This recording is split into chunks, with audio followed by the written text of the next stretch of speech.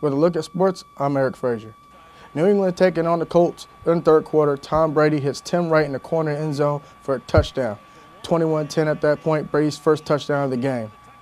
Later on in the third, Patriots up 21-13. Jonas Gray plunges in for the 1-yard touchdown, his third of the game. Patriots are up 28-13. Later on in the fourth quarter, Anthony Luck hits Anthony Costanzo for the touchdown.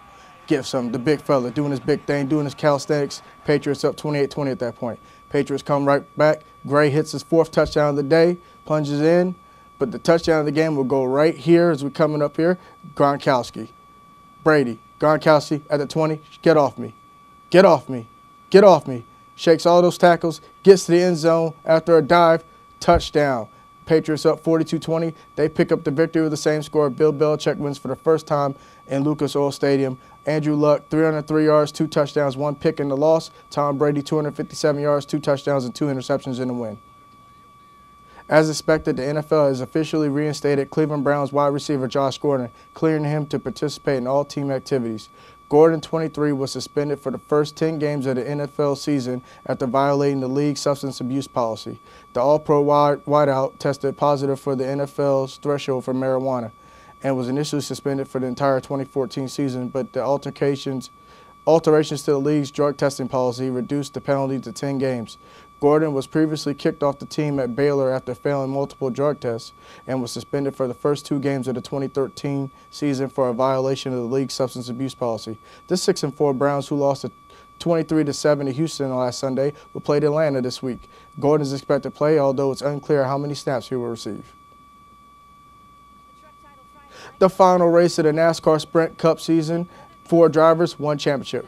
3 laps to go after a caution for debris. It's Kevin Harvick and Ryan Newman battling out for the lead and the championship. And it's Harvick on the outside powering to the front.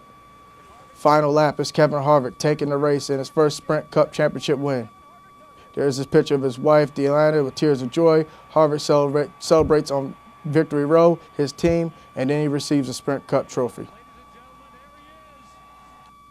The Michigan Wolverines dismissed senior Frank Clark on Monday after police arrested the starting defensive end on domestic violence charges in Ohio this weekend. Clark, a native of Cleveland, was arrested in the early morning hours of Sunday. He appeared on video conference in the Sandusky Municipal Court on Monday. He pleaded not guilty to domestic violence charges, and bail was set at $3,000. It is unknown if it was posted. In the police report, Clark's girlfriend said he punched her in the face after an altercation at the Maui Sands Hotel in Sandusky, Ohio. The woman's brother, who was also in the room, said he saw Clark pick her up by the neck and slam her to the ground. Clark was outside the room when police arrived, according to the police report. He told officers that he didn't touch the woman, saying that she was having crazy fits and may be pregnant. The woman declined to go to the hospital for her injuries, and she said she did not want to press charges. This is Clark's second arrest during his career with the Wolverines, and he has pleaded guilty to second-degree home invasion felony charges after stealing a laptop from a Michigan dormitory in September of 2012. Clark paid a fine, was sentenced to 12 months probation, and suspended for the team's season-opening loss to Alabama. Clark has been one of Michigan's most productive players on defense this season. He leads the team with 13.5 tackles for loss, and he has 42 tackles and 4.5 sacks through 10 games. To the ring, heavyweight boxing, Kubrat Pulev taking on Vladimir Klitschko at the O2 Arena in Hamburg, Germany. Let's get into it. First round, Klitschko drops him with that left hand in his tracks. Pulev struggling to get up, meets the count, stumbling on his feet right there. Able to get him. Moving on to the 5th round. Klitschko unloads the dagger, drops him to his back. Referee goes in. Tony Weeks goes in there, counts him out. Done. Fight's over. Vladimir Klitschko picks up the knockout win in the 5th round, proving his record to 63-3. The Sacramento Kings are protesting last week's loss against the Memphis Grizzlies, saying that the winning shot shouldn't have counted. The NBA said Monday they will rule by protest on December 2nd.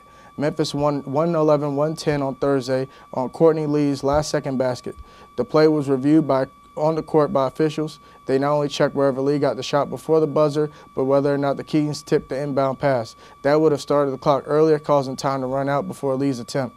The ruling on the court was that the shot counted, but now Sacramento has submitted a protest to the league. The Kings blew a 26-point lead in Thursday's loss. At the end of the Jazz-Knicks game, tied at 100, 2.3 seconds left. The inbound pass comes into Trey Burke. Burke with the step-back jumper. It's good. Another look at it as Burt gets it off plenty of time, hits it over J.R. Smith in the corner right there, and that is the play of the day. Jazz win the game 102-100. That's a look at sports. I'm Eric Frazier.